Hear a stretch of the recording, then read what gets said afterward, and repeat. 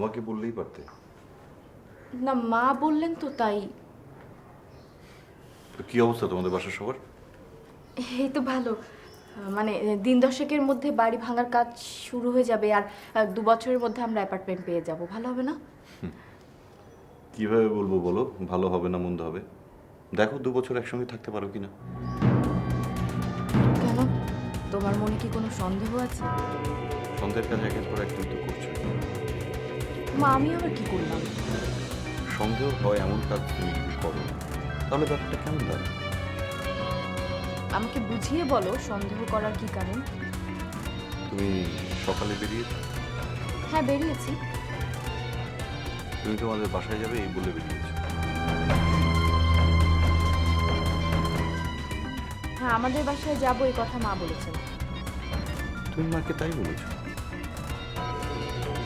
হ্যাঁ, বলেছি। কিন্তু তুমি তো তোমাদের বাসায় যাওনি, তাহলে কোথায় গিয়েছো?